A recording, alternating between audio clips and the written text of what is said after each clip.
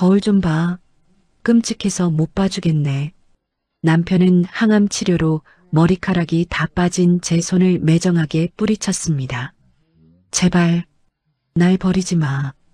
바닥에 엎드려 바짓가랑이를 붙잡고 애원했지만 남편은 내연녀와 함께 병실을 나갔습니다. 그리고 2년 후 전처가 시골 폐가에서 비참하게 살고 있을 거라 확신한 남편이 내연녀와 함께 찾아갔습니다. 하지만 그곳에서 목격한 것은 믿을 수 없는 사실에 경악하고 주저앉았습니다. 오늘의 사연 시작합니다. 오늘도 함께 해주셔서 감사합니다. 구독과 좋아요를 눌러주시면 여러분에게 행운이 가득 찾아올 거예요. 오늘 하루도 행복하고 기쁜 일만 가득하시길 바랍니다.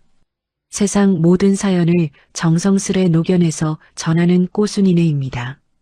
저희 영상은 실화 바탕의 재구성 또는 창작된 시나리오를 바탕으로 제작되었으며 시각적인 몰입감을 위해 AI 생성 이미지를 활용했습니다. 따뜻한 마음으로 시청해 주시면 감사하겠습니다. 경남 오지의 비포장도로였습니다. 회색 수입 세단이 뽀얀 먼지를 일으키며 달렸습니다.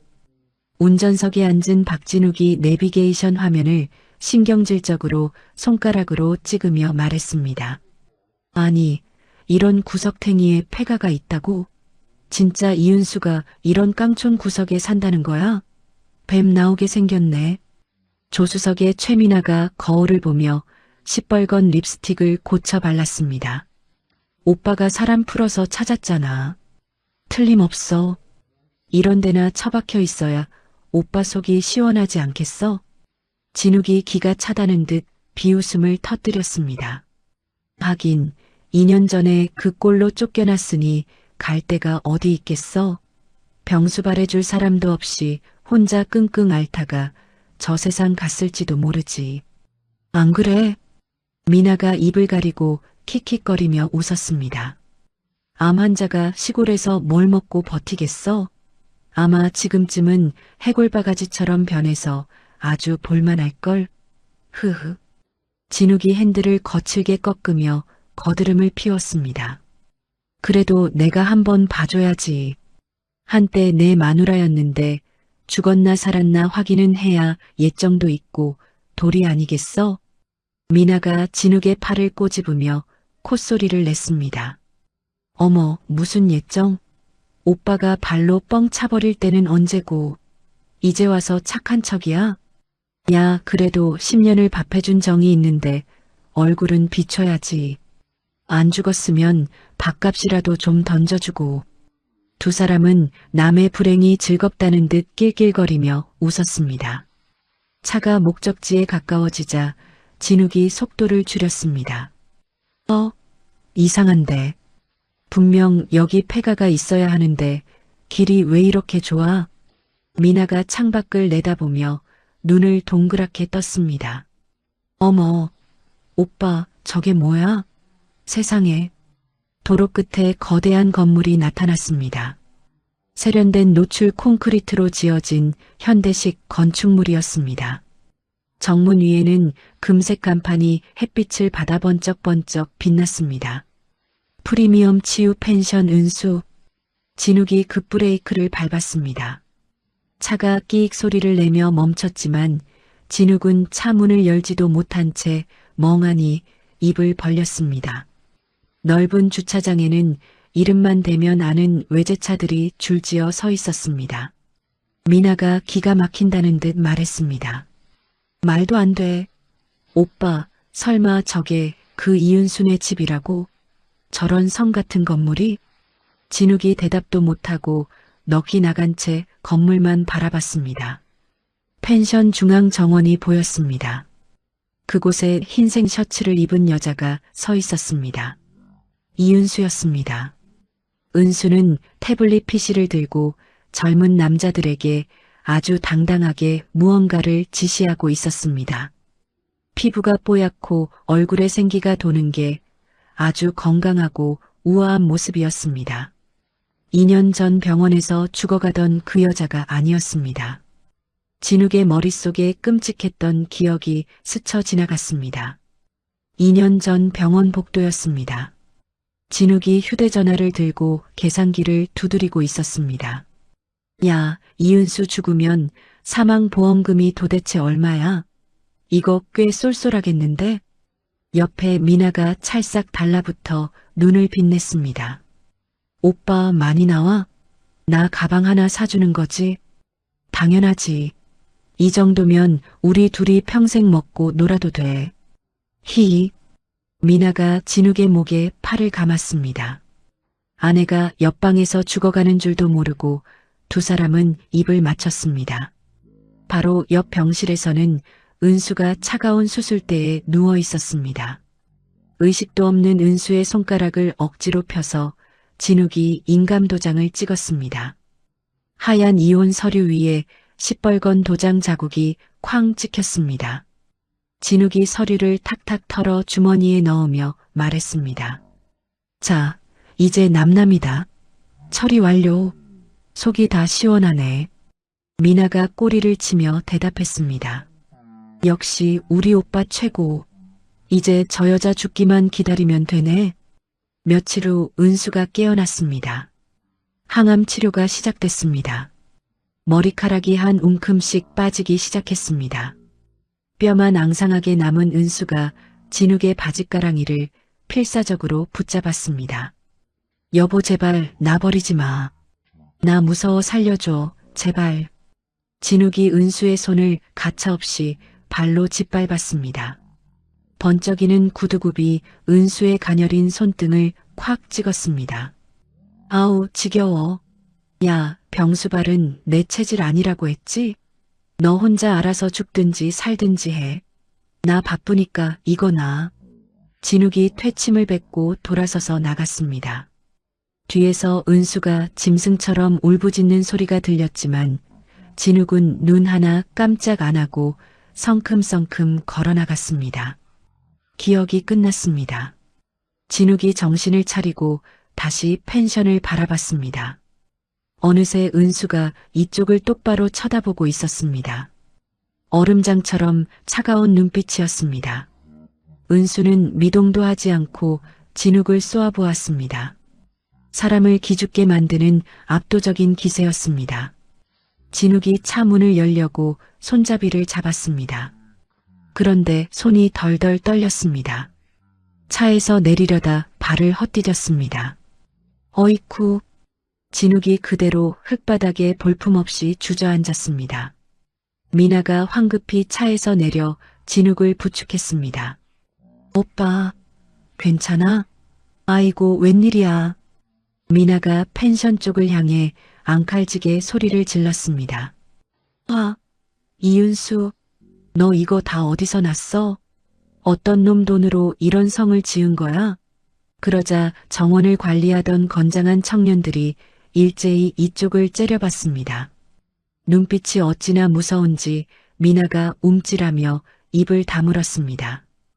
은수가 천천히 걸어왔습니다. 또각 또각 하이힐 소리가 자갈길에 무겁게 울렸습니다. 은수가 바닥에 주저앉은 진욱 앞에 우뚝 섰습니다. 높은 곳에서 벌레를 내려다보는 듯한 눈빛이었습니다. 은수가 낮게 깔린 목소리로 말했습니다. 예약하지 않은 잡상이는 출입 금지입니다. 더러운 발로 내 땅 밟지 말고 당장 꺼지세요. 목소리에 눈곱만큼의 정도 섞이지 않았습니다. 칼날처럼 서늘했습니다. 진욱이 일어서려 낑낑거렸지만 다리에 힘이 풀려 자꾸 주저앉았습니다. 은수야 나야, 나 진욱이. 너 어떻게 된 거야? 은수가 대꾸도 하지 않았습니다. 그때 한 남자가 은수 옆으로 다가왔습니다. 어깨가 떡 벌어지고 인상이 아주 강한 남자였습니다. 남자가 진욱의 앞을 떡하니 가로막았습니다. 나는 이 마을 이장 강태윤입니다. 여기는 엄연한 사유지니까 지금 당장 안 꺼지면 영업방해로 경찰에 신고하겠습니다. 당장 차 빼요. 천둥 같은 목소리에 진욱이 움찔했습니다.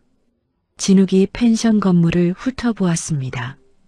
주차장에 가득한 비싼 차들, 끝도 없이 펼쳐진 농장 가슴이 답답하고 숨이 막혔습니다. 자신이 발로 차버린 게 단순히 아픈 아내가 아니었습니다. 평생 먹고 살 거대한 보물덩어리를 제 발로 걷어찬 것이었습니다. 미나가 분한지 펜션 로비 쪽으로 쪼르르 달려갔습니다. 유리문 너머로 억소리 나는 비싼 도자기들이 보였습니다. 미나가 문을 억지로 열려고 손을 뻗었습니다. 이거 열어. 나도 구경 좀 하자고. 그때 검은 정장을 입은 덩치 큰 남자들이 귀신같이 나타났습니다. 보안 요원들이었습니다. 손 떼시죠. 출입 금지 구역입니다. 미나가 악을 썼습니다. 이게 어디서 사람을 막아? 내가 누군지 알아?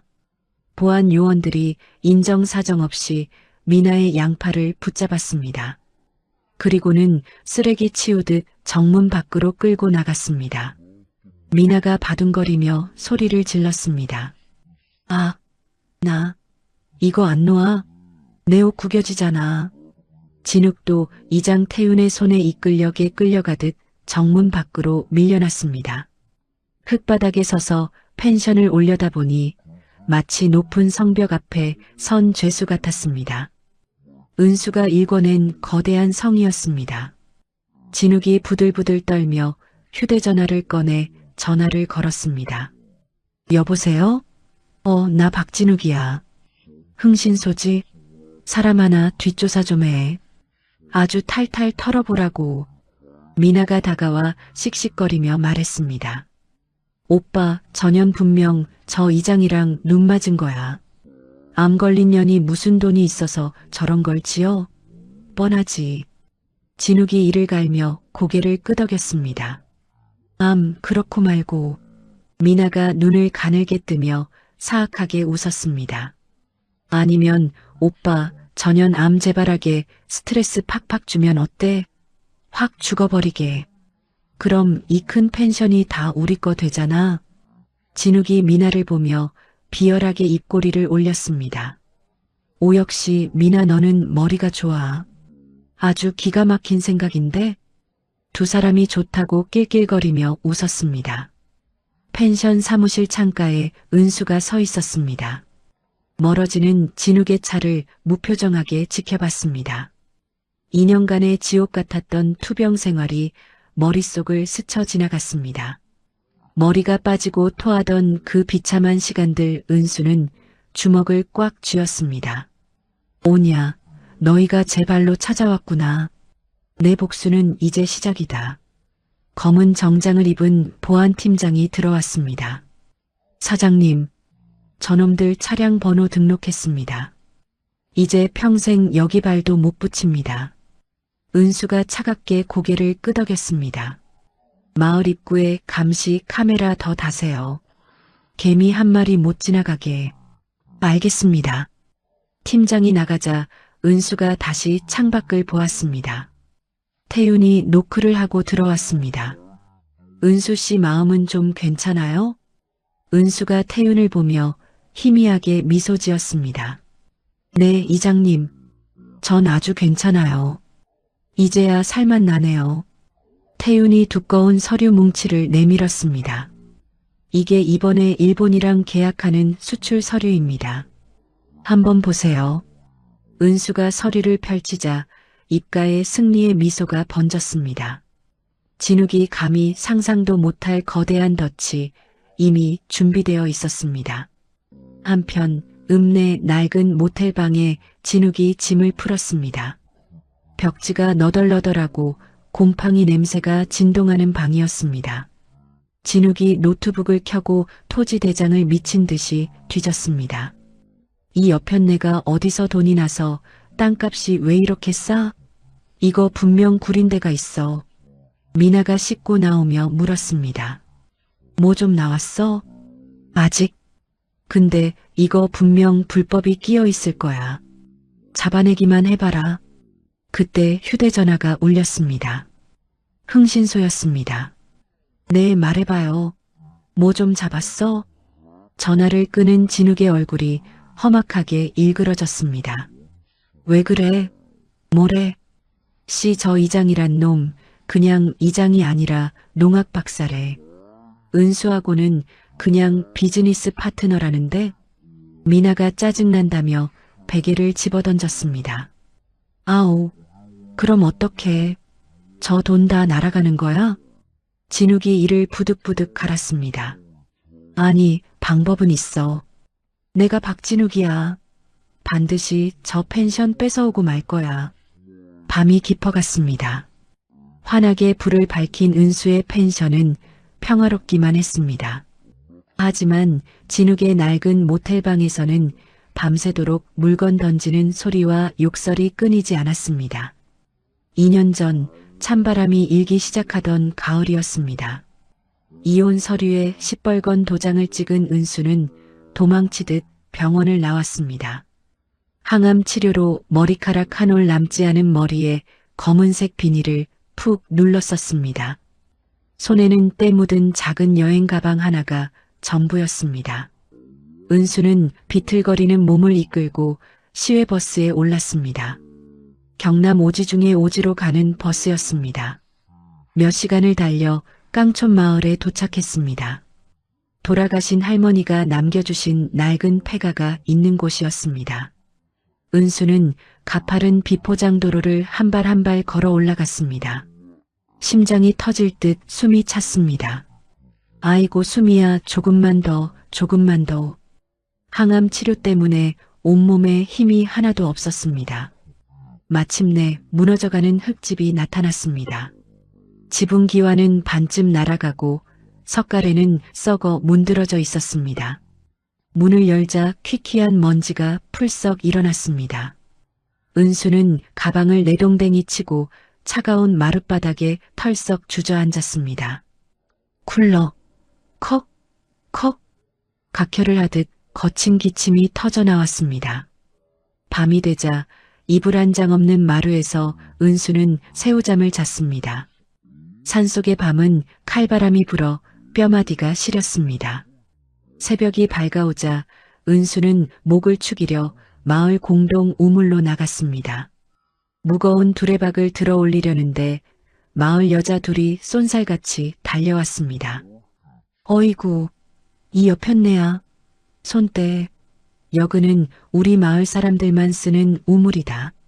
어디 외지것이 더러운 손을 대노. 한 여자가 은수를 거칠게 밀쳤습니다. 다른 여자는 침을 뱉으며 소리를 질렀습니다. 밤마다 폐가에서 쿨럭거리는 소리가 동네를 다 울리대이. 니 무슨 몹쓸병 걸렸나? 여그다 독 퍼뜨릴락 하나? 은수는 힘없이 고개를 숙였습니다. 죄송합니다. 물 한 바가지가 너무 귀해서 제발 물 좀. 안 된다 카이. 니 병 옮을까봐 무서워서 이 물 못 먹는다. 당장 가라. 여자들이 두레박을 낚아채 가버렸습니다. 은수는 빈손으로 터벅터벅 돌아왔습니다. 다음 날 새벽 은수는 아픈 몸을 이끌고 빗자루를 들었습니다. 그리고 마을길을 정성껏 쓸었습니다. 온몸이 두들겨 맞은 듯 아팠지만 이 악물고 참았습니다. 마을 사람들이 하나둘 나왔지만 은수를 벌레 보듯 쳐다보고 지나갈 뿐 누구 하나 아는 척하지 않았습니다. 일주일 후 결국 사달이 났습니다. 은수가 마당에서 정신을 잃고 쓰러진 것입니다. 고열로 불덩이가 된 채 해가 중천에 뜰 때까지 방치되었습니다. 그때 마을 이장 강태윤이 집 앞을 지나다 쓰러진 은수를 발견했습니다. 아니, 이 사람이 와 이라노. 이봐요. 정신 차려보소. 태윤이 은수를 번쩍 업어 자신의 트럭에 싣고 읍내 병원으로 달렸습니다.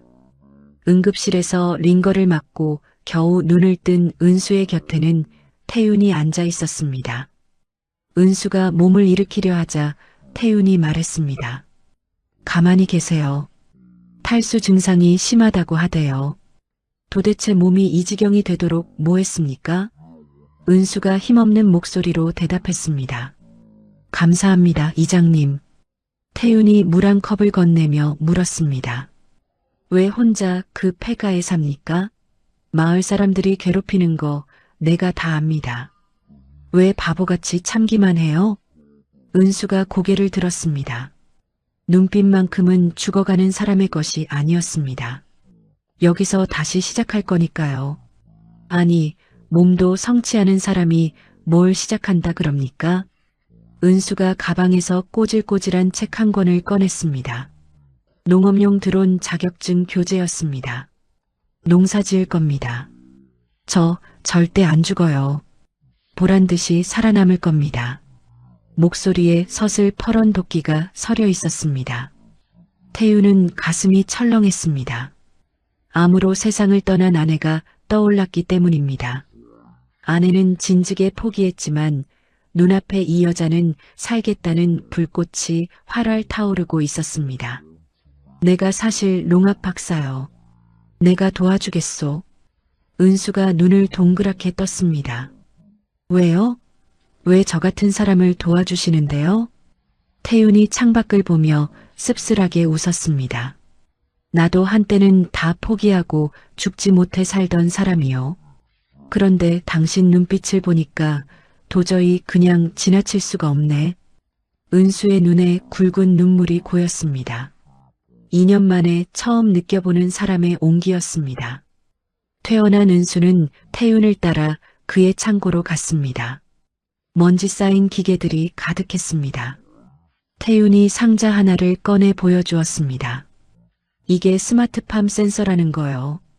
땅이 얼마나 축축한지, 기운이 어떤지 알려주는 기계지. 당신 식품 영양학 전공했다며? 그 똑똑한 머리 여기서 써보란 말이요. 은수의 눈이 번쩍 뜨였습니다. 이걸로 약용 작물을 키우면 되겠네요. 태윤이 고개를 끄덕였습니다. 다음 날부터 은수는 달라졌습니다. 항암 가발을 쓰고 뙤약볕 아래로 나갔습니다. 남들처럼 무식하게 땅만 파는 게 아니라 태블릿 PC를 들고 데이터를 분석했습니다. 이 땅은 산성이 너무 강해. 석회를 뿌려야겠어. 은수는 마을에서 제일 깐깐한 할머니를 찾아가 봉투를 내밀었습니다. 할머니, 하루에 10만 원 드릴게요. 도라지 심는 법 좀 제대로 가르쳐 주세요. 할머니는 돈 봉투를 보더니 눈이 뒤집혔습니다. 어이구, 이 귀한 걸. 좋다. 내가 이 마을에서 도라지 농사는 제일 아이가. 따라온나? 은수는 할머니에게 씨앗 뿌리는 법부터 물 주는 시기까지 낱낱이 배웠습니다. 손톱이 깨지고 손등이 터졌지만 쉼없이 메모했습니다.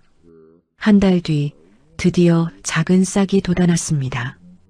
은수는 무릎을 꿇고 그 여린 싹을 보며 울었습니다. 희망이 보였습니다. 그런데 그때 마을 부녀회장이 칼을 들고 나타났습니다. 이 재수 없는 년아, 어디서 남의 동네 땅에다 이런 걸 심노. 부녀회장이 비닐하우스를 북북 찢어버렸습니다. 은수가 달려가 막아섰지만 부녀회장은 막무가내였습니다. 은수는 화가 치밀어 주먹을 꽉 쥐었지만 이내 참아내고 찢어진 비닐을 테이프로 붙였습니다. 다음 날 아침 부녀회장 집 때문에 종이 한 장이 붙어 있었습니다. 만성 위염에 좋은 약초 효소 비법이었습니다. 부녀회장은 콧방귀를 뀌었지만 일주일 뒤 반찬통을 들고 은수를 찾아왔습니다. 이거 먹어라. 그 약초대로 해묵으니까 속이 좀 낫긴 하더라. 고맙다 카이. 그렇게 은수는 한 명씩 사람들의 마음을 얻어갔습니다. 석 달 뒤 드디어 도라지를 수확했습니다. 뿌리가 어찌나 굵고 실한지 태윤도 깜짝 놀랐습니다. 이건 특상품입니다. 시장에 내놓으면 돈 꽤나 벌겠어요. 하지만 은수는 고개를 저었습니다. 안 팔아요. 이걸로 항암 환자용 도라지 효소를 만들 거예요. 은수는 밤낮 없이 연구했습니다. 도라지에 각종 약초를 섞어 최고의 배합비를 찾아냈습니다. 온라인 쇼핑몰에 올리자마자 입소문을 타고 주문이 쏟아졌습니다. 한 달 만에 100병, 1000병 돈이 모이기 시작했습니다. 은수는 그 돈으로 할머니의 폐가를 허물고 예쁜 목조주택을 지었습니다. 마을 사람들은 이제 은수를 보며 수군댔습니다. 저 여자 보통 아이네. 농사지어서 집까지 짓고. 은수는 마을 회관을 찾아가 빳빳한 현금 1000만 원을 내놓았습니다. 이장님, 마을 장학금으로 써주세요. 회관이 발칵 뒤집혔습니다. 마을 노인들은 세상에 저 외지댁이 1000만 원이나 하며 감탄했습니다. 그날 저녁 병원 검진 결과가 나왔습니다. 담당 의사가 흥분한 목소리로 말했습니다. 이은수 씨, 기적입니다. 암세포가 거의 다 사라졌어요. 살고자 하는 의지가 병을 이긴 겁니다. 은수는 밤하늘을 보며 엉엉 울었습니다. 나 살았어, 할머니, 나 살았어. 은수는 그날 밤 펜션 설계도를 그렸습니다. 치유를 주제로 한 명품 펜션. 태윤이 걱정스레 물었습니다. 자금이 엄청날 텐데 괜찮겠어요? 은수가 당당하게 웃었습니다. 제가 벌 겁니다. 저 이은수예요. 반드시 해낼 겁니다. 1년 후였습니다. 펜션 공사가 한창이었습니다. 은수가 공사 현장을 씩씩하게 누비며 지시했습니다. 반장님, 저 기둥은 환자분들 휠체어 지나가기 편하게 좀 더 오른쪽으로 옮겨주세요. 예, 거기가 좋겠네요. 인부들이 바쁘게 움직였습니다. 건물의 뼈대가 웅장하게 올라갔습니다. 은수가 땀을 닦으며 만족스러운 표정으로 건물을 바라봤습니다. 이제 정말 다 왔구나. 그런데 그때였습니다. 시커먼 승용차 세대가 먼지를 풀풀 일으키며 공사장 마당으로 들이닥쳤습니다. 차에서 정장을 쫙 빼입은 남자들이 내렸습니다. 맨 앞에 남자가 은수에게 다가와 명함을 내밀었습니다. 대진 건설 법무팀장 김상철입니다. 은수가 고개를 갸우뚱하며 물었습니다. 대형 건설사에서 여기까지 무슨 일이십니까? 김상철이 비열한 웃음을 지으며 서류 봉투를 툭 내밀었습니다. 이 펜션 부지 말입니다. 조사해보니 우리 대진 건설계획구역에 포함되어 있더군요. 여기 공사 중지 가처분 신청서입니다. 당장 일 멈추시죠. 은수가 떨리는 손으로 서류를 받아 펼쳤습니다.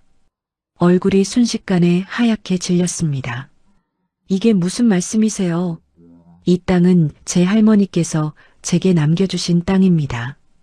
등기부등본도 다 확인했다고요. 김상철이 코웃음을 쳤습니다. 당신 할머니가 돌아가시 전 우리 회사와 계약했습니다. 은수가 기가 막혀 고개를 저었습니다. 말도 안 돼요. 40년 동안 가만히 있다가 이제 와서 억울하면 법원 판단 기다리시든가. 자, 장비 들어와. 김상철이 손짓하자 대형 트럭 2대가 펜션 진입로를 꽉 막아버렸습니다. 은수가 비명을 지르며 소리쳤습니다. 지금 뭐 하시는 거예요? 당장 차 치우세요. 법원 결정 나올 때까지 공사는 꿈도 꾸지 마죠. 자, 다들 연장 내려놔. 인부들이 수군거리며 일손을 놓았습니다. 대기업이 들이닥치니 다들 눈치만 보기 바빴습니다. 설상가상으로 은수의 휴대전화가 미친 듯이 울리기 시작했습니다. 사장님, 지금 뉴스에 펜션 은수 불법 건물이라고 뜨는데 이게 웬일이에요? 당장 환불해줘요. 아니, 손님, 오해입니다. 잠시만요. 오해는 무슨, 내 돈 내놔요. 전화가 끊기기 무섭게 예약 취소 문자가 폭포수처럼 쏟아졌습니다. 은수는 그 자리에 주저앉고 말았습니다. 손이 덜덜 떨려 휴대전화조차 잡을 수 없었습니다. 소식을 들은 이장 태윤이 한달음에 달려왔습니다. 은수 씨, 이게 무슨 일입니까? 은수가 울먹이며 서류를 건넸습니다. 태윤이 서류를 읽어내려가자 얼굴이 험악하게 일그러졌습니다. 이놈들이 이건 말도 안 되는 억지입니다. 은수는 며칠 밤을 눈물로 지새웠습니다. 은행에서는 대출 심사를 보류한다며 자금을 꽉 묶어버렸고 공사비를 못 주게 되자 인부들도 하나둘 떠나갔습니다. 왁자지껄하던 공사장이 삽시간에 유령의 집처럼 텅 비어버렸습니다. 은수는 텅 빈 펜션 로비에 홀로 앉아 있었습니다. 밤이 깊어지자 극심한 스트레스로 머리가 핑 돌았습니다. 은수가 어지러움에 비틀거리며 기둥을 붙잡고 겨우 버텼습니다. 그런데 갑자기 창밖에서 번쩍 하고 플래시가 터졌습니다. 누구야? 은수가 창문으로 달려갔지만 어둠 속으로 누군가 낄낄거리며 도망갔습니다. 그 뒷모습 잊을래야 잊을 수 없는 징글징글한 전남편 박진욱이었습니다. 다음 날 아침 인터넷에는 추잡한 글이 올라왔습니다. 속보 펜션 은수 대표 사업 욕심 부리다 암제발에 쓰러져. 은수가 괴로워하며 기둥을 잡고 있는 사진이 대문짝만하게 박혔습니다. 댓글창은 더 가관이었습니다. 암 환자가 욕심 부리더니 꼴 좋네. 불법 건축물이라니 사기꾼 아니야? 은수는 휴대전화를 바닥에 뚝 떨어뜨렸습니다. 억울하고 분해서 가슴이 터질 것만 같았습니다. 그런데 그때 펜션 마당에 으리으리한 외제 리무진 한 대가 들어왔습니다. 운전기사가 문을 열자 머리가 희끗하고 기품이 넘치는 노신사가 내렸습니다. 은수가 눈물을 닦으며 나가 맞이했습니다. 어서 오십시오. 그런데 저희가 지금 영업을 안 해서. 노신사가 은수를 보며 인자하게 웃었습니다. 허허, 은수 씨, 나를 기억 못하겠소? 은수가 고개를 갸우뚱하자 노신사가 다시 입을 열었습니다. 나 성진그룹 명예회장 홍재석이요. 우리 3년 전 항암병동에서 만났지 않았소? 은수의 눈이 휘둥그레졌습니다. 아, 기억이 났습니다. 3년 전 은수 옆 침대에 외롭게 누워 계시던 할머니 한 분이 계셨습니다. 보호자 한 명 없이 쓸쓸히 암과 싸우던 그분을 은수가 친엄마처럼 돌봐드렸습니다. 물도 떠다 드리고 밤새 끙끙대시면 등도 정성껏 쓸어드렸습니다. 그 할머니께서 세상을 떠나시던 날 장례식장에서 너클 놓고 앉아 계시던 노신사가 바로 이분이었습니다. 홍재석 회장이 은수의 거친 손을 따뜻하게 잡았습니다. 우리 집사람이 마지막 가는 길에 유언을 남겼소. 저 옆 침대 세댁 덕분에 외롭지 않게 잘 간다고 내 아내의 마지막을 지켜준 은인을 내 어찌 잊겠소. 은수의 눈에 눈물이 왈칵 고였습니다. 회장님, 과분한 말씀이십니다. 전 그저 해야 할 일을 했을 뿐인걸요. 아니요. 은수 씨 같은 선한 사람이 이런 고초를 겪는 건 내 눈 뜨고 못 보오. 대진 건설놈들 소식 들었소? 네. 회장님께서 그걸 어떻게 해? 홍재석 회장이 미소 지으며 뒤를 가리켰습니다. 리무진에서 정장을 입은 변호사들이 서류 가방을 들고 우르르 내렸습니다. 우리 성진그룹 법무팀이요. 대진건설이 감히 누구 땅을 건드려? 여기 50년 전 토지 매각 대장 원본이요. 웃기는 소리 말라 하쇼. 대진건설이 서류를 조작한 정황까지 다 찾아냈소. 은수가 서류를 받아들고 손을 떨었습니다. 회장님, 이걸 어떻게 감사합니다. 정말 감사합니다. 은수가 무릎을 꿇으려 하자 홍 회장이 얼른 붙잡아 세웠습니다. 허허, 은수 씨, 고개 숙이지 마쇼. 당신은 당당한 내 아내의 은인이요. 그리고 내 제안 하나 하리다. 펜션 완공되면 우리 성진그룹 전국 호텔 체인에 은수 씨네 약초를 독점으로 납품하시오. 품질은 내가 보증하겠소. 은수는 믿기지 않는 소식에 엉엉 소리내어 울었습니다. 죽으라는 법은 없었습니다. 홍 회장이 떠난 후 이 소식을 들은 이장 태훈과 마을 사람들이 펜션으로 달려왔습니다.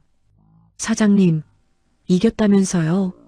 대기업 회장님이 도와줬다면서요? 태훈이 서류를 보며 소리쳤습니다. 이겼습니다. 은수 씨, 우리가 이겼어요. 은수는 태훈과 마을 사람들의 손을 꼭 잡았습니다.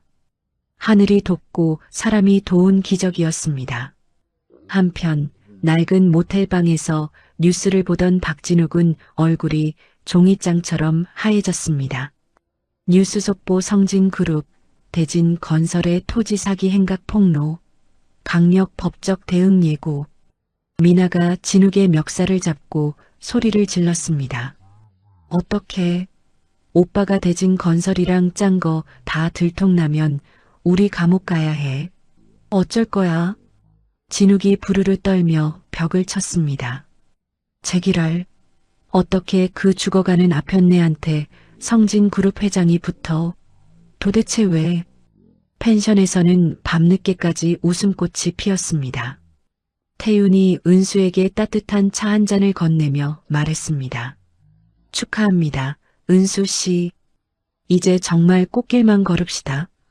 은수가 태윤을 바라보며 환하게 웃었습니다. 2년 전 그 폐가에서 흘렸던 피눈물이 드디어 빛나는 보석이 되어 돌아오고 있었습니다. 펜션 준공을 딱 한 달 앞둔 날이었습니다. 은수가 정원을 거닐고 있었지만 안색이 밝지 않았습니다. 치유를 주제로 만든 정원이 영 마음에 들지 않았기 때문입니다. 아이고, 이 나무를 여기다 심어놓으니 답답해 죽겠네. 전문가를 어디서 구한다. 그때 정문으로 낡은 국산차 한 대가 털덜거리며 들어왔습니다. 차에서 내린 60대 남자는 편안한 잠바 차림에 인상이 아주 인자했습니다. 은수가 손님인 줄 알고 맞으러 나갔습니다. 어서 오세요. 아직 정식 오픈 전인데 예약하셨나요? 남자가 고개를 저으며 허허 웃었습니다. 아닙니다. 그냥 지나가다 건물이 하도 예뻐서 들렀습니다. 그런데 아가씨, 저 소나무는 저 그늘 밑에 있으면 안 됩니다. 해를 봐야 하는 놈을 저렇게 가둬두면 금방 죽어요. 은수가 깜짝 놀라 남자를 자세히 보았습니다. 어디서 많이 본 얼굴아. 기억이 났습니다. 혹시 3년 전 저 수술해 주신 박 교수님 아니세요? 남자가 눈을 크게 뜨더니 은수를 뚫어지게 쳐다봤습니다. 아니, 이은수 씨? 박 교수는 은수의 손을 꽉 잡았습니다. 은수는 감격에 겨워 고개를 숙였습니다. 교수님 덕분에 제가 이렇게 다시 살았습니다. 정말 감사합니다. 아니요, 은수 씨의 살고자 하는 의지가 하늘을 감동시킨 거지요. 그런데 여기서 이런 대단한 걸 하고 있었소? 은수는 박 교수를 펜션 안으로 안내했습니다. 최첨단 약용 작물 재배실을 본 박 교수의 눈이 번쩍 뜨였습니다. 세상에, 대학병원 연구실보다 낫구먼. 은수 씨, 나 이제 은퇴해서 시골 내려와 살려던 참인데 내가 여기 치유의학연구소장 좀 맡아도 되겠소? 은수는 꿈인가 생시인가 싶어 교수님의 손을 덥석 잡았습니다. 교수님, 정말요? 정말 도와주시는 건가요? 그날부터 천군만마를 얻은 격이었습니다. 은수의 해박한 식품 영양학 지식과 박 교수의 의학 전문 지식이 합쳐지니 그 어디에도 없는 완벽한 치유 프로그램이 탄생했습니다. 환자들 체질에 딱 맞는 약초 식단에 면역력을 팍팍 올려주는 테라피까지. 이 소식은 강남 대형병원 VIP 병동까지 삽시간에 퍼졌습니다. 어머 얘, 저 시골에 가면 수술해주던 박 교수가 직접 봐준대. 정식 오픈도 하기 전에 돈 많은 사모님들 예약 전화가 빗발쳤습니다. 순식간에 6개월치 예약이 꽉 찼습니다. 태윤이 자기 일처럼 기뻐하며 축하해 주었습니다. 은수 씨, 드디어 해냈습니다. 정말 대단해요. 두 사람은 노을 지는 농장을 함께 걸었습니다. 시원한 저녁 바람이 불어왔습니다. 은수가 수줍게 입을 열었습니다. 이장님 없었으면 저 벌써 포기했을 거예요. 정말 고마워요. 태윤이 멈춰서서 은수를 따뜻하게 바라봤습니다. 아니요. 나야말로 은수 씨 덕분에 다시 살고 싶어졌습니다. 아내를 보내고 죽은 사람처럼 살던 나를 깨워준 건 은수 씨예요. 두 사람 사이에 묘한 핑크빛 기류가 흘렀습니다. 그날 밤 태윤은 책상 서랍 깊숙이 넣어두었던 은수의 옛 일기장을 꺼내 읽었습니다. 진욱이 미웠다. 나를 버린 그 손길이 너무 차가웠다. 하지만 반드시 살아남을 거다. 보란듯이 성공해서 갚아줄 거다. 태윤은 일기장에 떨어진 은수의 눈물 자국을 손으로 쓸어내리며 중얼거렸습니다. 은수 씨, 내가 약속할게요. 당신이 흘린 눈물만큼 내가 평생 보상해주겠다고. 은수는 이제 치유의 상징이 되어 방송까지 출연했습니다. 지상파 뉴스에서 당당하게 인터뷰하는 은수의 모습을 낡은 여인숙에서 진욱이 지켜보고 있었습니다. 제기랄, 저 여편네가 왜 저렇게 잘 나가? 저 돈이 다 내 건데. 옆에서 미나가 징징거렸습니다. 오빠, 우리 이대로 손 놓고 있을 거야? 저 펜션 뺏어와야지. 다음 날 진욱이 펜션 정문에 나타났습니다. 이번에는 뻔뻔하게 꽃다발을 들고 무릎까지 꿇었습니다. 은수야, 나 좀 살려줘. 나 췌장암 말기래. 나 죽는단 말이야. 진욱이 위조한 가짜 진단서를 내밀며 눈물 콧물을 쏟았습니다. 하지만 은수는 눈 하나 깜짝하지 않았습니다. 거짓말 그만하고 당장 꺼지세요. 박진욱 씨, 당신 얼굴 보는 게 내 암세포보다 더 역겨우니까. 은수가 차갑게 돌아서자 진욱은 본색을 드러냈습니다. 인터넷에 은수와 이장태윤이 부적절한 관계라는 더러운 가짜 글을 올린 것입니다. 하지만 태윤이 누굽니까?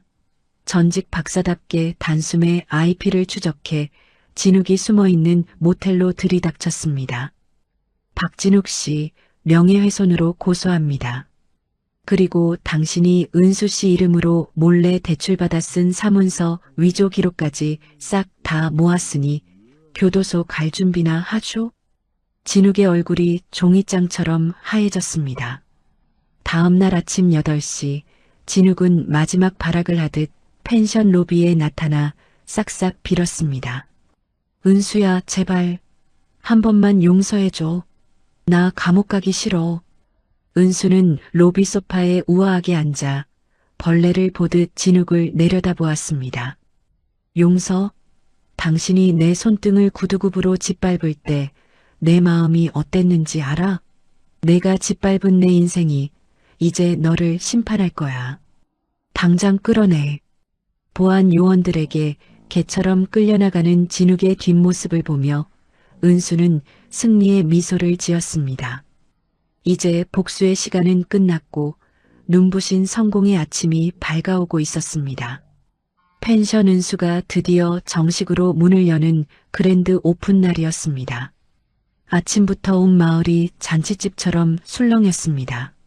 전국 방방곡곡에서 귀한 손님들이 구름처럼 몰려들었습니다. 번쩍거리는 고급 승용차들이 끝도 없이 줄을 이어 들어오는데 하나같이 내노라 하는 정재계 인사들이었습니다. 마을 사람들도 새 옷을 꺼내 입고 모두 나왔습니다. 펜션 앞마당에는 널찍한 천막이 쳐지고 상다리가 부러질 듯 맛난 음식들이 가득 차려졌습니다. 은수가 고생한 마을 사람들을 위해 준비한 큰 잔치였습니다. 드디어 오늘의 주인공 은수가 나타났습니다. 사람들은 은수를 보고 입을 다물지 못했습니다. 화려한 드레스 대신 단아한 개량 한복을 차려입은 은수는 머리를 쪽져 올리고 나타났는데 그 자태가 어찌나 격조 있고 단단해 보이는지 눈이 부실 정도였습니다. 2년 전 뼈만 남았던 암 환자의 모습은 눈을 씻고 찾아봐도 없었습니다. 와, 사장님, 오늘 정말 선녀가 내려온 것 같네요. 사람들의 박수가 터져 나왔습니다. 은수는 밝게 웃으며 손을 흔들었습니다. 곁을 든든하게 지키던 태윤이 나지막이 말했습니다. 은수 씨, 진심으로 축하합니다. 정말 고생 많았어요. 고맙습니다, 이장님. 다 이장님 덕분이에요. 파티가 시작되고 홍재석 회장이 단상에 올랐습니다. 여러분, 오늘 이 자리는 단순한 펜션 개업식이 아닙니다. 죽음의 문턱에서 스스로를 살려내고 마을까지 살려낸 한 여장부의 탄생을 축하하는 자리입니다. 이은수 사장은 제 아내의 생명의 은인입니다. 자, 은수 씨, 이 공로패를 받으세요. 홍 회장이 건네는 반짝이는 공로패를 받자 은수의 눈시울이 붉어졌습니다. 은수는 마이크 앞에 서서 마을 사람들을 바라보았습니다. 여러분, 제가 오늘 약속 하나 하겠습니다. 저를 살려준 이 마을을 위해 펜션 수익의 30%를 평생 마을 복지 기금으로 내놓겠습니다. 마을 사람들이 발칵 뒤집혔습니다. 아니, 30%라니. 그게 대체 얼마야? 사장님, 정말 통도 크시네. 환호성이 터져나오고 부녀회장은 감격에 겨워 수건으로 눈물을 훔쳤습니다. 파티가 한창 무르익고 은수가 축배를 들려는 찰나였습니다. 갑자기 사람들 사이에서 웬 남자가 튀어나와 소리를 질렀습니다. 다 거짓말이야. 속지 마세요, 여러분. 저 여자는 사기꾼입니다. 서빙 직원 옷을 입고 몰래 잠입한 박진욱이었습니다. 진욱은 미친 사람처럼 소리를 내질렀습니다. 이은수가 제 마누라였습니다. 그런데 암 걸리더니 나를 버리고 저 이장이랑 눈이 맞아서 바람이 났다고요. 내 재산을 몽땅 가로채서 이 펜션을 지은 겁니다. 하객들이 웅성거렸습니다. 보안 요원들이 달려와 진욱을 붙잡으려 하자 진욱은 바닥을 구르며 악을 썼습니다. 이거나 내가 억울해서 그래. 너희들 다 속고 있는 거야. 하지만 은수는 눈 하나 깜짝하지 않았습니다. 아주 차분한 목소리로 마이크를 잡았습니다. 여러분, 잠시만 이 화면을 봐주시겠습니까? 제 전남편 박진욱 씨가 말하는 진실이 여기 있습니다. 대형 스크린에 영상이 떴습니다. 2년 전 은수가 병상에서 사경을 헤매던 때의 영상이었습니다. 하객들은 화면을 보고 경악했습니다. 은수가 아파서 신음하고 있는데 진욱이 내연녀 미나와 병실에서 입을 맞추고 보험금을 계산하며 낄낄거리는 장면이 그대로 나왔습니다. 병수발은 내 체질 아니야. 얼른 도장 찍고 꺼져버려. 진욱이 은수의 아픈 손을 구두굽으로 짓밟는 장면에서 하객들은 야유를 퍼부었습니다. 세상에, 저게 인간이야? 짐승보다 못하네. 어머, 웬일이니? 정말 소름 끼쳐. 진욱의 얼굴이 종이장처럼 하얘졌습니다. 저게 왜 저기에? 은수가 서늘하게 말했습니다. 제가 죽어가는 순간에도 결코 잊지 않으려고 휴대폰으로 촬영한 겁니다. 박진욱 씨, 당신이 말한 진실이 바로 저거야. 그때 태윤이 경찰들을 데리고 나타났습니다. 박진욱 씨, 당신을 명예도용과 사문서 위조 혐의로 긴급 체포합니다. 수갑 채우세요. 아니야. 오해라고. 은수야, 제발. 진욱은 비명소리를 지르며 경찰차로 끌려나갔습니다. 사람들은 박수를 치며 환호했습니다. 은수는 표정 하나 변하지 않고 우아하게 샴페인 잔을 들어 올렸습니다. 자, 쓰레기는 치웠으니 이제 진짜 축배를 듭시다. 건배, 건배. 펜션 밖에서는 더 가관이었습니다. 진욱이 경찰차에 실리자 미나가 달려들어 진욱의 머리채를 휘어잡았습니다. 아, 이 인간아. 내 돈은 어떡하고 감옥을 가. 내 돈 내놔. 두 사람이 길바닥에서 뒹굴며 난투극을 벌이는 꼴을 경찰이 겨우 말려 떼어놓았습니다. 진욱은 철창행이고 미나는 길바닥에 주저앉아 대성통곡을 했습니다. 파티장 안은 축제 분위기였습니다. 첫날 매출이 목표의 3배를 넘었다는 소식에 다들 기뻐 어쩔 줄 몰랐습니다. 마을 할머니 한 분이 새 유니폼을 입고 은수의 손을 잡았습니다. 사장님, 내 평생 처음으로 내 손으로 번 월급을 받았소. 고맙소, 정말 고맙소. 은수는 할머니의 거친 손등을 어루만졌습니다. 부녀회장도 다가와 고개를 숙였습니다. 사장님, 예전에 제가 못되게 굴었던 거 정말 죄송합니다. 이제 제가 우리 식자재 하나는 칼같이 검수하겠습니다. 밤이 깊어지고 테라스에 선 은수에게 태윤이 다가왔습니다. 별이 쏟아지는 밤하늘 아래 태윤이 부드럽게 말했습니다. 해냈네요, 은수 씨. 이제 당신은 누구의 아내도 암 환자도 아닙니다. 이 마을을 살린 우리의 여왕님이지. 은수는 거울 속에 비친 자신의 얼굴을 보았습니다. 잃어버렸던 10년의 세월이 이 기적 같은 인연으로 모두 보상받은 기분이었습니다. 하지만 평화도 잠시 새벽녘 펜션 정문에 대진 건설 로고가 박힌 검은 차량들이 나타났습니다. 은수의 성공을 시기하는 거대 자본의 두 번째 위기가 소리 없이 다가오고 있었습니다. 평화로운 아침이었습니다. 은수가 펜션 로비에서 손님 맞을 준비를 하며 기분 좋게 업무를 보고 있었습니다. 그런데 갑자기 정문이 쾅 열리더니 시커먼 정장을 입은 사내들이 떼거리로 들이닥쳤습니다. 대진 건설 법무팀 놈들이었습니다. 맨 앞에 남자가 재수없는 표정으로 서류를 척 내밀었습니다. 이봐요, 이은수 사장님. 이거 똑똑히 읽어보쇼. 은수가 의아해하며 일어섰습니다. 대체 아침부터 이게 무슨 예입니까? 무슨 서류길래 이래요? 나 대진 건설 법무팀장 김상철이요. 이 서류 당신 인생을 송두리째 바꿀 서류니까 눈 크게 뜨고 보라고. 은수가 서류를 받아 읽어내려가자마자 얼굴이 흑빛으로 변했습니다. 이게 대체 무슨 소립니까? 우리 펜션 땅이 나라 땅이라니요. 김상철이 코웃음을 쳤습니다. 40년 전에 행정 처리가 잘못돼서 나라 땅을 당신네 할머니가 꿀꺽했다. 이 말이요. 여기 전직 공무원 증언도 다 확보해놨으니 오리발 내밀 생각 마죠. 은수가 부들부들 떨며 서류를 고쳐주었습니다. 말도 안 돼요. 이미 법원에서 우리 땅이라고 판결까지 났는데 이제 와서 무슨 새로운 증거예요. 그때는 그때고 지금은 100억 원 손해배상 청구에 영업정지 가처분까지 떨어졌으니까 당장 짐 싸서 나가요. 건물도 싹 다 밀어버릴 거니까. 100억요? 아니, 사람을 죽이려고 작정했군요. 은수는 다리에 힘이 풀려 주저앉으며 의자를 겨우 붙잡았습니다. 김상철은 비열한 미소를 남기고 횡하니 나가버렸습니다. 은수는 떨리는 손으로 태윤에게 전화를 걸었습니다. 이장님, 큰일 났어요.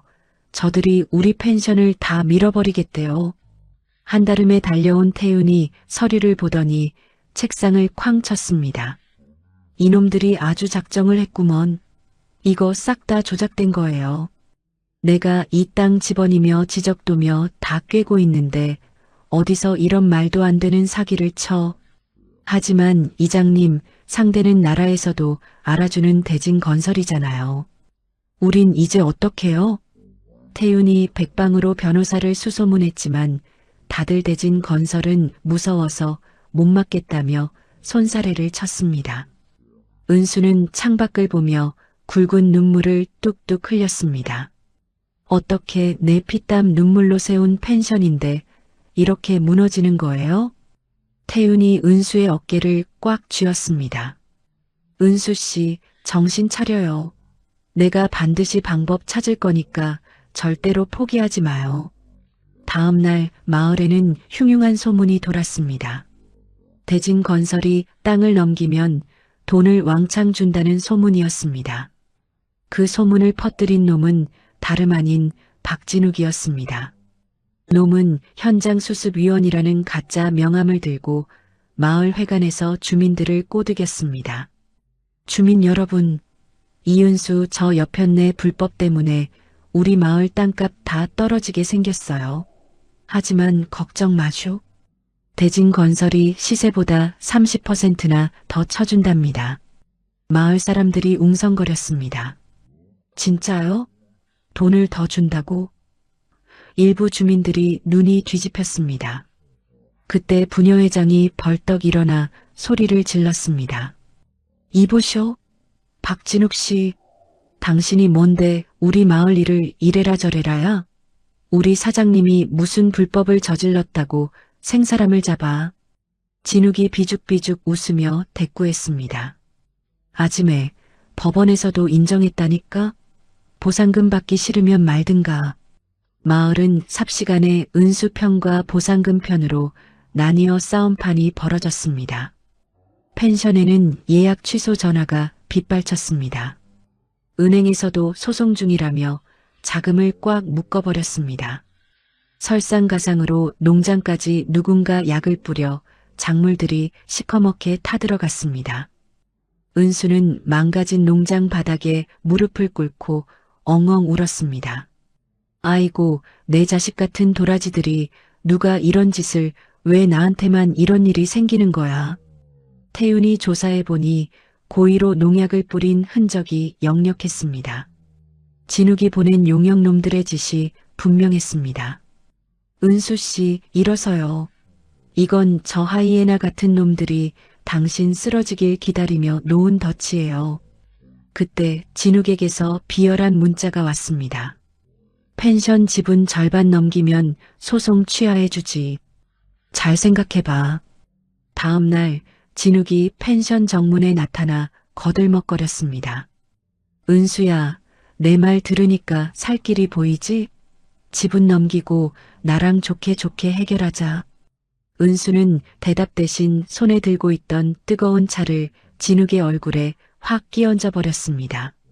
아, 뜨거워. 이 여편네가 미쳤나? 그래, 나 미쳤다. 차라리 펜션이 무너질지언정 너 같은 인간 쓰레기한테 내 피땀 어린 결실은 단 1%도 못 줘. 당장 꺼져. 진욱이 옷을 털며 독서를 내뱉고 사라졌습니다. 그날 밤 마을 부녀의 할머니들이 횃불을 들고 나타났습니다. 사장님, 기운 내소. 우리가 밤새도록 해충 다 잡아줄 기라. 할머니들은 밤새도록 허리를 굽히고 해충을 하나하나 손으로 잡아냈습니다. 은수는 할머니들의 손을 잡고 엉엉 울었습니다. 하지만 다음 날 대진 건설놈들이 펜션 진입로를 거대한 컨테이너로 막아버렸습니다. 손님은커녕 물건도 못 들어오게 꽉 틀어막은 것입니다. 은수는 그 장벽 앞에서 온몸의 기운이 다 빠져 그만 쓰러지고 말았습니다. 입에서 시뻘건 핏덩이가 터져나왔습니다. 은수씨, 정신 차려요. 은수씨. 태윤이 은수를 업고 진입로를 막은 컨테이너를 넘어 미친 듯이 뛰었습니다. 구급차에 실려 병원으로 간 은수는 산소호흡기를 낀 채 사경을 헤매었습니다. 태윤은 병원 복도에서 주먹을 피가 나도록 쥐었습니다. 이 나쁜 놈들, 내 반드시 너희 죄를 낱낱이 밝혀주마. 태윤은 옛 농학 박사 동료들을 불러 모아 밤새도록 대진 건설이 왜 이 땅에 집착하는지 조사했습니다. 알고 보니 이 땅 지하에 어마어마한 가치의 희귀 광물이 묻혀 있다는 사실을 알아냈습니다. 놈들은 펜션이 목적이 아니라 그 지하 자원을 가로채려고 사기를 쳤던 것입니다. 진욱은 그 소식도 모른 채 미나와 모텔에서 술판을 벌였습니다. 히히, 이제 펜션 경매 넘어가면 내 세상이다. 하지만 은수는 병상에서 눈을 번쩍 떴습니다. 링거를 뽑고 일어서려는 은수를 태윤이 붙잡았습니다. 이장님, 이제 다 끝난 거죠? 전 이제 어떡해요? 태윤이 희귀 광물 조사 자료를 은수 앞에 내밀었습니다. 아니요, 이제 시작입니다. 놈들이 왜 이 땅에 목을 맸는지 증거를 다 찾았어요. 대기업의 추악한 민낯을 만천하에 공개할 겁니다. 은수의 눈에 다시 생생한 도끼가 서렸습니다. 가요, 이장님. 법원으로 갑시다. 내 모든 걸 걸고 저놈들 지옥으로 보내버릴 테니까. 은수와 태윤은 병원복을 입은 채 당당하게 병원 문을 나섰습니다. 마지막 진검승부가 시작되고 있었습니다. 법정 안은 찬바람이 불듯 긴장감이 감돌았습니다. 방청석은 마을 사람들과 기자들로 빈자리 하나 없이 꽉 찼습니다. 한쪽에는 대진 건설 법무팀 놈들이 거드름을 피우며 앉아있고 그 옆에는 박진욱이 세상을 다 얻은 양 오만한 표정으로 다리를 꼬고 앉아 있었습니다. 은수와 태윤은 그 반대편에서 묵묵히 자리를 지켰습니다. 판사가 입장하자 장내가 물을 끼얹은 듯 조용해졌습니다. 재판이 시작되자마자 대진 건설 법무팀장이 기세등등하게 일어났습니다. 재판장님, 저희는 빼도 박도 못할 증거를 가지고 있습니다. 이 펜션 부지는 원래 나라 땅입니다. 여기 40년 전 행정기록과 전직 공무원의 양심선언 진술서가 그 증거입니다. 이 땅은 국가 소유인데 피고가 부당하게 점유하고 있는 겁니다. 진욱이 그 소리를 들으며 비죽비죽 웃음을 흘렸습니다. 마치 펜션이 이미 자기 손에 들어온 것처럼 승리를 확신하는 표정이었습니다. 마을 사람들은 불안한지 웅성거리기 시작했습니다. 판사가 은수를 쳐다봤습니다. 피고 측 하실 말씀 있습니까? 은수가 당당하게 일어섰습니다. 그리고 품 안에서 낡은 종이 뭉치들을 꺼냈습니다. 재판장님, 이 땅은 정당한 사유지입니다. 여기 50년 전 토지 매매 고문서와 지도 기록을 봐주십시오. 이 땅은 당시 국가가 하천 사업을 끝내고 정식으로 민간에 매각한 땅입니다. 여기 농림축산식품부에서 발급한 공식 확인서도 있습니다. 대진 건설이 내민 서류는 교묘하게 조작된 가짜입니다. 법무팀장의 얼굴이 순식간에 흑빛으로 변했습니다. 서류를 넘겨받아 확인하는 손이 파들파들 떨렸습니다. 진욱이 당황해서 법무팀장을 쳐다봤지만 팀장은 고개를 떨구며 어쩔 줄 몰라 했습니다. 그때 태윤이 벌떡 일어났습니다. 재판장님, 여기 더 추악한 증거가 있습니다. 박진욱이 대진 건설 간부와 맺은 비밀 계약서입니다. 은수의 땅 정보를 넘겨주는 대가로 거액의 뒷돈을 챙기기로 약속한 내용이 낱낱이 적혀 있습니다. 법정안이 발칵 뒤집혔습니다. 태윤은 멈추지 않고 진욱을 향해 손가락질하며 호통을 쳤습니다. 그뿐만이 아닙니다. 박진욱은 은수 씨가 사경을 헤매는 틈을 타명의를 도용해 불법 대출까지 받았습니다. 여기 은행 거래 내역과 사문서, 위조 기록이 다 있습니다. 이놈은 인간이 아니라 짐승입니다. 진욱이 얼굴이 허옇게 질려 비명을 질렀습니다. 아니야, 저거 다 가짜야. 거짓말이라고. 판사가 망치를 쾅쾅 두드리며 엄하게 소리쳤습니다. 조용히 하세요. 본 법정은 대진 건설의 주장이 근거 없음을 확인했습니다. 공사 중지 가처분 신청은 기각합니다. 오히려 대진 건설은 허위 사실로 한 사람의 인생을 망치려 한 죄를 물어 100억 원의 손해배상을 해야 할 것입니다. 방청석에서 와 하는 함성과 함께 박수가 터져나왔습니다. 은수는 감격에 겨워 눈을 감았습니다. 뜨거운 눈물이 뺨을 타고 흘러내렸습니다. 판사의 서슬 퍼런 목소리가 이어졌습니다. 그리고 박진욱은 과거 명예 도용 및 사기 혐의로 이 자리에서 긴급 체포합니다. 여보게들, 저놈 수갑 채우게. 법정 경위들이 달려들어 진욱의 팔목에 차가운 수갑을 콱 채웠습니다. 진욱은 뒷걸음질 치며 비굴하게 소리를 질렀습니다. 은수야, 내가 잘못했다. 한 번만 살려줘. 은수야. 하지만 은수는 고개를 획 돌렸습니다. 쳐다보는 것조차 역겹다는 듯 단 한 번의 시선도 주지 않았습니다. 진욱은 개처럼 끌려나갔고 법정 문이 닫히며 그 추한 목소리도 사라졌습니다. 태윤이 은수의 손을 꽉 잡았습니다. 은수 씨, 우리가 이겼습니다. 정말 고생 많았어요. 법원 밖으로 나오자 수많은 기자가 몰려들었습니다. 은수는 마이크 앞에 서서 당당하게 외쳤습니다. 진실은 절대로 죽지 않습니다. 아무리 큰 권력이라도 선량한 사람의 꿈을 짓밟을 수는 없습니다. 마을 광장에서는 난리가 났습니다. 풍물패가 꽹과리를 치며 춤을 추고 마을 사람들이 사장님 최고라며 은수를 번쩍 들어 올렸습니다. 대진 건설편에 붙어서 은수를 괴롭히던 배신자들은 쥐 죽은 듯 짐을 싸서 마을을 떠났습니다. 태윤은 농장에 약을 뿌렸던 용역놈들을 잡아다 경찰에 넘겼고 놈들은 박진욱이 시켰다며 술술 풀었습니다. 이 소식은 뉴스에 대문짝만하게 났고 대진건설은 주가가 폭락하며 회장이 직접 고개를 숙이고 사과했습니다. 놈들이 보낸 엄청난 합의금을 확인한 은수는 결심했습니다. 이 돈으로 펜션을 더 크게 짓고 마을 전체에 공짜 전기가 들어오도록 태양광판을 다 깔아드리겠습니다. 아이고 사장님, 이제 전기세 걱정 안 해도 되겠네. 마을 할머니들이 춤을 췄습니다. 한편 구치소 차가운 바닥에 누워있던 진욱은 신문을 보다 피눈물을 흘렸습니다. 신문 일면에 은수가 올해의 여성 경제인 대상 트로피를 들고 환하게 웃는 사진이 실렸기 때문입니다. 아이고, 내가 저 복덩이를 발로 차버렸네 아이고. 하지만 후회해도 이미 버스는 떠난 뒤였습니다. 미나는 어떻게 됐냐고요?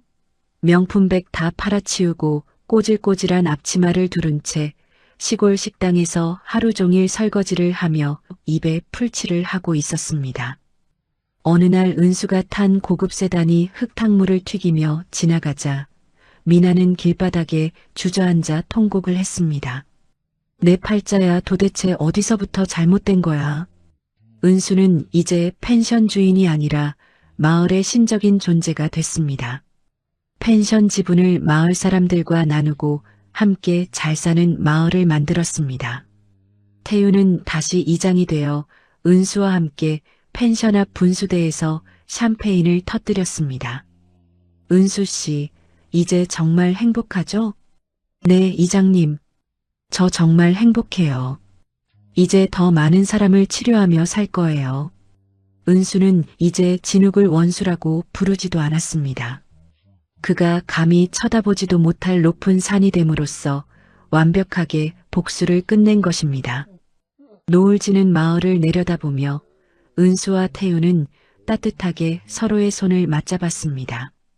새로운 내일이 눈부시게 밝아오고 있었습니다. 강산도 변한다는 세월 속에 1년이 더 흘렀습니다. 은수가 일군 펜션 은수는 이제 나라에서도 알아주는 명소가 됐습니다.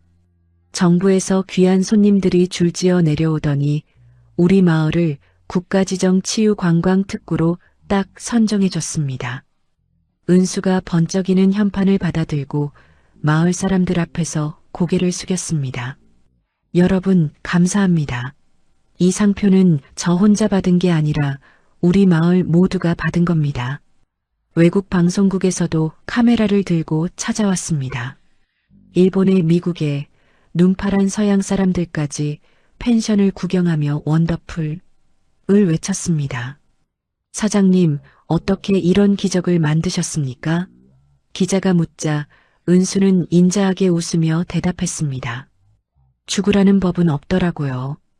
포기하지 않고 흙을 믿고 살았더니 하늘이 이렇게 길을 열어주셨네요. 은수의 유튜브는 이제 100만 명 넘는 사람들이 봅니다.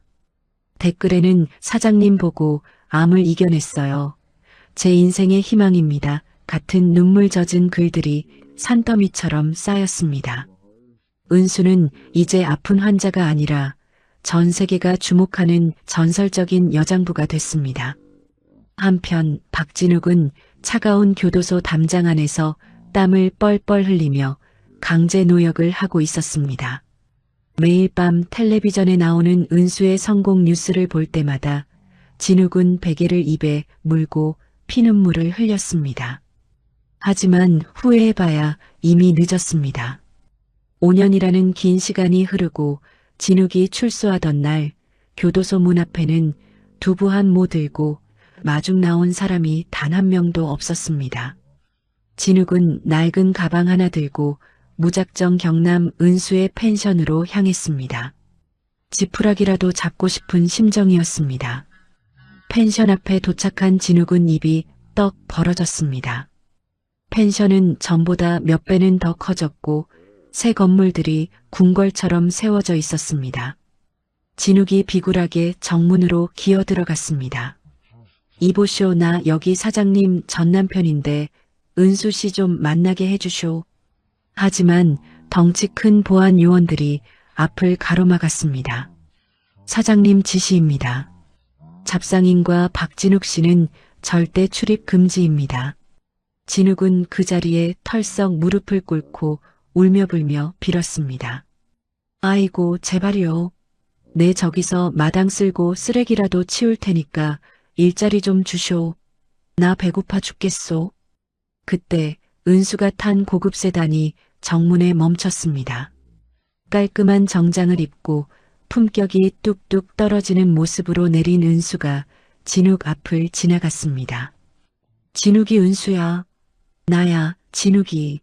하고 매달렸지만 은수는 마치 길가에 굴러다니는 돌덩이를 보듯 눈길 한 번 주지 않고 무심하게 지나쳤습니다. 진욱은 흙바닥을 치며 통곡했습니다. 자기가 은수 인생에서 먼지만도 못한 존재가 됐다는 사실에 창자가 끊어지는 기분이었을 겁니다. 보안 요원들은 울고불고하는 진욱을 쓰레기 봉투 치우듯 정문 밖 길거리로 내던졌습니다. 어느 날 진욱이 거렁뱅이 꼴로 찾아오자 미나는 소금을 뿌리며 소리를 질렀습니다. 어디서 재수없게 나타나? 당장 꺼져. 너 때문에 내 인생 좀 쳤어. 진욱은 비틀거리며 산 너머 폐가로 숨어들었습니다. 밤마다 배고픔과 추위에 떨며 쓸쓸히 늙어가는 비참한 말로였습니다. 은수는 이제 태윤과 함께 펜션 뒤편 언덕을 걸으며 새로운 꿈을 꿉니다. 가난한 환자들을 위한 무료 치유 캠프 상생의 숲을 열었습니다. 공사가 끝나고 노을이 아름답게 지던 날 태윤이 은수 앞에 무릎을 꿇었습니다. 은수 씨, 저와 평생을 함께 해주시겠습니까? 반짝이는 반지를 본 은수의 눈에 눈물이 고였습니다. 네, 그럴게요, 이장님. 두 사람이 따뜻하게 껴앉아 노을빛이 두 사람을 포근하게 감싸 안았습니다. 태윤이 속삭였습니다. 이제는 남들 치유하는 거 말고 은수 씨 본인의 행복만 생각하며 사세요. 내가 다 해줄게요. 마을은 축제 분위기였습니다. 사장님이 결혼하신대.